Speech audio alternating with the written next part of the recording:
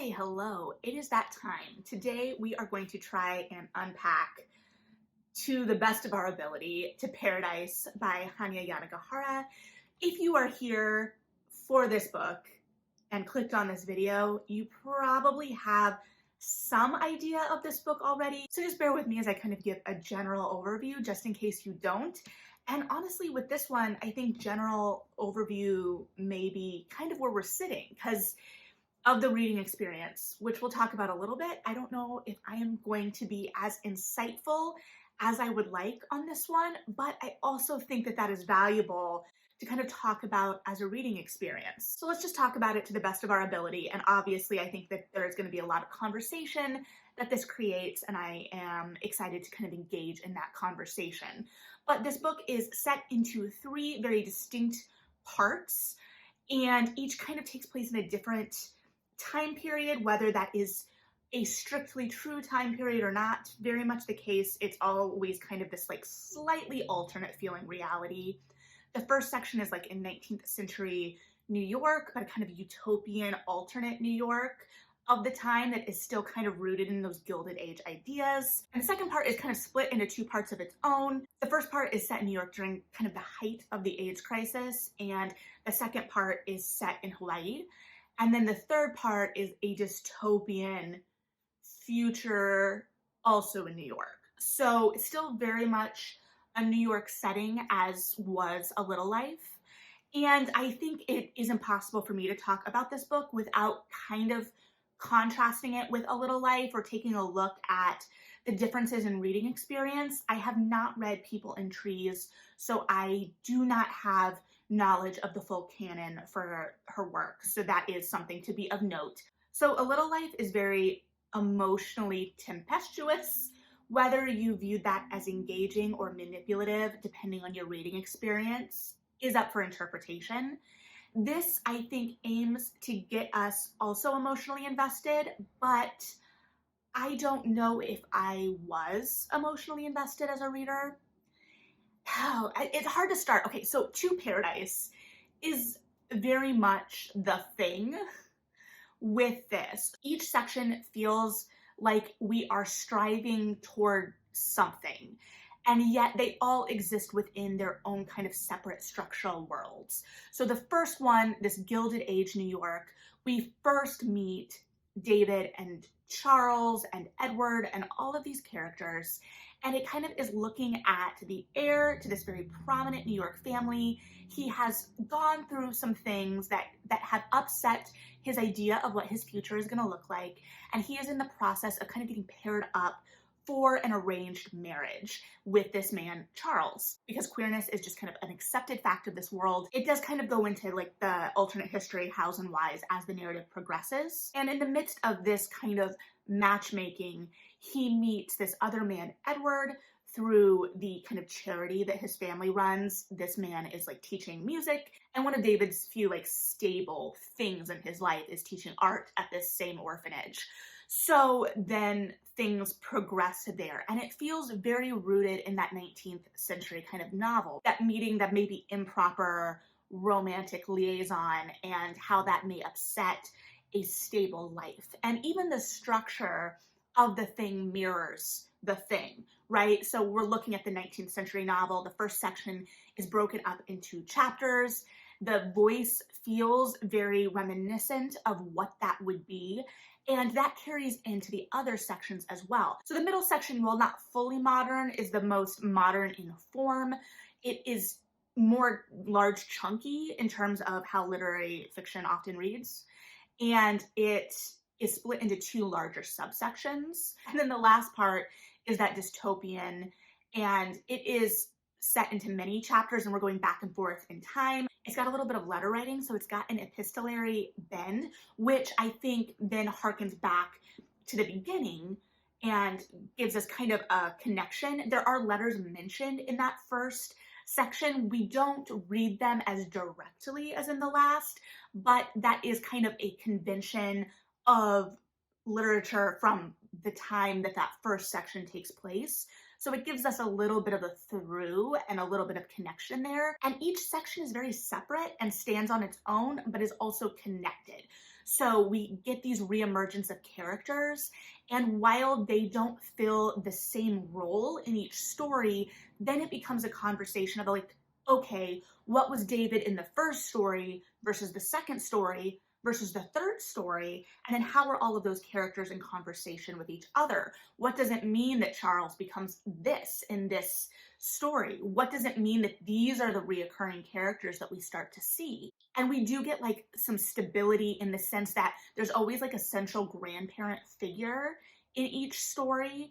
There are little things that just kind of carry us through, but those are the things that are in conversation with each other. So while each section is very separate, they also have these connections. So it brings up the question of like, okay, this is a novel, but it's a novel constructed of interconnected short stories, but they're interconnected in terms of like theme and reoccurring ideas more than the fact that these worlds are the same, because I, as a reader, didn't get the sense that one world led to the next, although there is a sense that we could have traveled that way. And that could just be me as a reader not picking up on things as well, because I 100% missed things in this reading, 100%. So if you notice something or disagree with how I interpreted or read something, please let me know, because I am not claiming to be an expert on this book.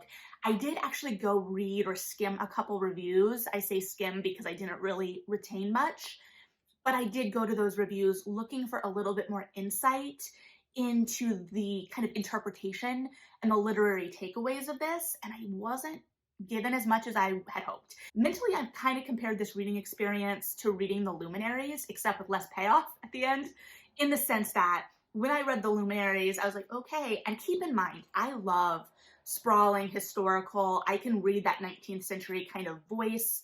I like that stuff. And yet with The Luminaries, I got to the end and I was like, okay, I don't really know what I walked away with here. And then I read a review and it was like, did you notice that every chapter and section kind of followed the phases of the moon? And I was like, I did not. I do not know the phases of the moon that well, and I was not paying attention in that way. And then they were like, did you notice that every chapter was like half the length of the chapter before? And I was like, nope, I'm an idiot. I did not notice that. And so the whole time I was reading this book, I was kind of expecting something like that. I was like, there is something that I'm not picking up on here that is going to like illuminate the whole reading experience for me. And then I read those reviews and I don't know that there was that moment of like, aha, I get it. But that doesn't mean that there's not still tons to dig into in the reading experience. I am capable of kind of like looking into the themes and thinking about these things and questioning and dialoguing, but I just felt like there was something very obvious that personally as a reader I was missing. But this is kind of what I personally took away from it then. So the first section, I felt like we were kind of overall looking forward. We were dealing with the David who was looking to the future and idealizing a future that the whole time I, as a reader, wanted to shake him and be like, this isn't gonna go the way you think it is, because I have a lifetime of narratives of this type telling me that this isn't gonna go the way you think it is. And so we're kind of brought to that precipice of real tension, watching this character make what we have been conditioned from years of reading, or at least I had been conditioned from years of reading to think are very bad decisions. And we are not given the resolution of those decisions in the way that we kind of crave or expect, in the sense that that would break that tension. We are then moving on to the next section. And the next section doesn't build tension in the same way because it's following the form of that time convention, storytelling convention. And so here, the second section, I felt like we were looking to the past a little bit more, especially in the second section of the second section. And so there are hints of the future in that one. We are looking to the future, but in some ways we're given a little bit more of an answer, not full answers, but we do get a sense that there is a future there and that is coming. And then in that second section, we're looking at the past. So we've got that promise of the future, but then this is how the past has interacted with the present, caused the present. And then the third section is that dystopia, that sense of utter unknown and calamity. And it feels very rooted in the present, because in that sense of crisis, the present is all that can exist. And yet each section is still looking to the future. The name of the book is To Paradise, and that is for a reason, if you haven't read it yet. I don't want to spoil that, which could be a bigger or lesser payoff depending on what you think in why that exists. So there is still that going to the future, that idea of the future. But as a whole, within the context of that To Paradise title, this felt like purgatory. It felt like every section was kind of a way to try and do it again and get to the next thing and get to paradise. And maybe very evident that I wasn't paying attention as heavily to the purgatory section of the Divine Comedy. And I think that was part of where I was like, what am I missing? What are these references that I'm not getting? But that's what it felt like. It felt like purgatory.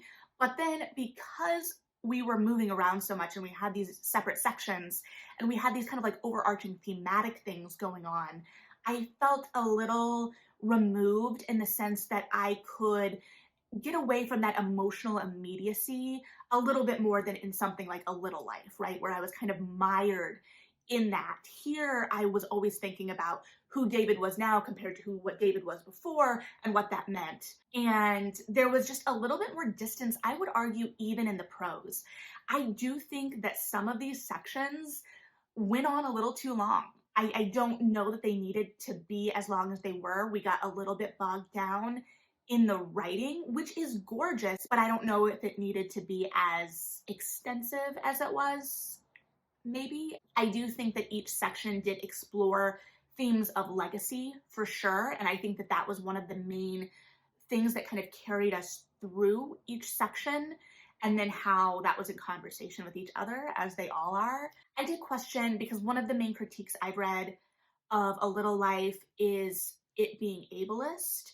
And so I was trying to read through that lens for this book as well. And I don't know that I have any answers there. There were some things that made me a little uncomfortable. So in the third section in this dystopia, there is ongoing pandemics. So also, if you can't handle that, I think stay away from this book. If you're not ready for pandemic literature, which honestly, I don't know if I was, this might not be the one, especially because of the way it's impossible, or it was impossible for me as a reader to kind of remove myself from our current situation for this fictional situation. So in that, I mean, it felt like everything was a veiled commentary on the current, and I just didn't know what to do with that. And I don't know if I agree with where it says we're going to end up.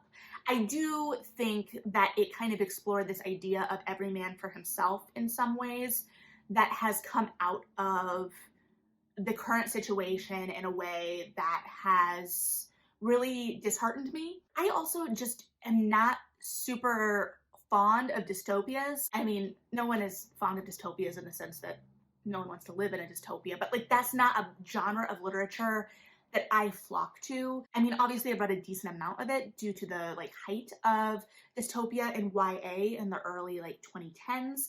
That being said, I didn't read The Hunger Games until the movies came out. It was a dystopia. I wasn't interested. I read the Ugly series when I was a teen and I was like, cool. So yeah, I don't know. It's bleak. It's bleak. And I think that that is where the narrative gets the darkest and the saddest. But at the same time, I don't know that I got fully sad. There was a moment toward the end of that section, and keep in mind the third section is very long. It is basically a book of its own. And there was a section at the end where I had like some emotional resonance, but overall it felt like it kept me at a distance. And it did install, I think, the whole book, this kind of like low level baseline of anxiety. And it's 700 something pages, so that's a long time, especially when the narrative gets a little bogged down sometimes. But I don't know where I'm going with that, but that is what it is. I do think one of the other main things it was exploring, other than legacy, was human interconnection. And I do think that those themes are related. I think that they're speaking to one another. Is our connection to others part of our legacy? That kind of idea. I only marked a couple of passages in here, but one of the ones that really spoke to me was related to that idea of interconnection. And it takes place in the second section, and it said, "No one could escape that duty. And as you aged, you grew to crave that responsibility, even as you sometimes resented it, that knowledge that your life was inextricable from another's, that a person marked their existence in part by their association with you." So yeah, like that idea that someone needs you and that we all need each other. And I think we see that in different degrees and different iterations in each section. And especially in the third section where it feels like we're setting up this future that's so devoid of connection. And that's where I get into it's hard to kind of divorce that from current reality. And obviously everyone always is bringing their own experience to a reading experience. But I think how you've kind of interacted with the pandemic is going to impact your reading of that section to a large degree as well. Like, I've lived alone for this whole thing, and so I'm going to read it a lot differently than someone that's, had their family of 4 in one house for 2-3 years now. So yeah, I don't know if I agree with some of the commentary that's coming out of that section. I don't know if I am interpreting it the way it's meant. And again, I don't know that she's interested in telling us things, right? This book very much steers away from giving us the answer. It's gonna dangle us over that precipice of unknowing in each section, at the end of each section, and make us sit in that. And that's an uncomfortable place to have to sit, right? This unknown. And I think that that's part of the whole thing is sitting in that discomfort. I think that that's part of the whole point of this book. So the whole reading experience was just very interesting. It is unquestionably a well thought out piece. There is a lot of clear intention going into this, but I don't know how all of that translated into my reading experience, what I'm walking away with.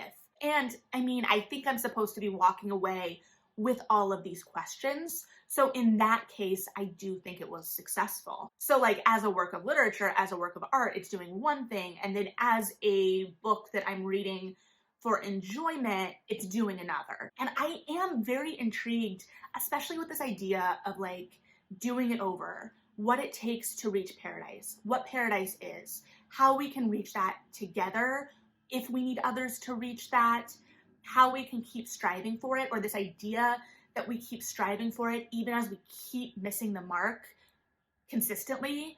And I think that's interesting too, because we end on a dystopia, right? But we start on arguably what's supposed to be a utopia. Now, the entire world is not a utopia, but this slice of the world, in theory, grew out of a utopia. So we're kind of seeing that breakdown. And amidst all of this, there is a lot of societal critique and conversation throughout the action. And part of it is in what world is being presented. And so, again, there is a lot to dig into. There's a lot to be talked about with this. And I would be very interested in those conversations. But I think then the book is about the conversations. I think I was the most emotionally invested in the first story. The third story toward the end, I was more invested because that tension did ramp up and I wanted that resolution. And it became about whether I was going to get that resolution. And if I get that resolution in the last story, is it resolution for everything? How does that carry throughout? I don't have answers because I don't want to spoil in that way. And I think that's just the theme of the thing. I don't have answers. I just have questions. Ultimately, I'm not sure what I think about this.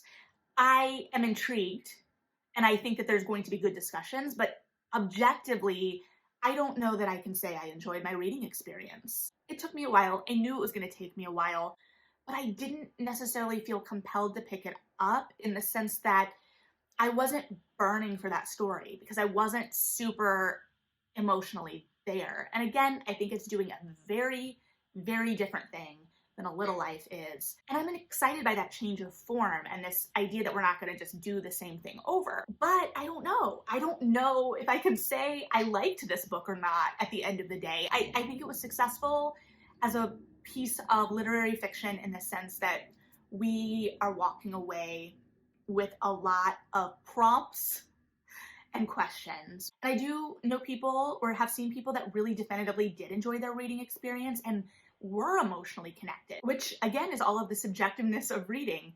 I know people that didn't so much like it. I think I fall somewhere in the middle. So if you have thoughts about purgatory and paradise and how we're going to get to the latter in relation to this novel, I would be very interested to hear them. Let's talk about it, because I think that at the end of the day is the point of this book. So let's chat. But thank you for hanging out and helping me try to unpack this. Hopefully, maybe you've unpacked a little as well. Read something good, like and subscribe if you feel like it. And yeah, bye.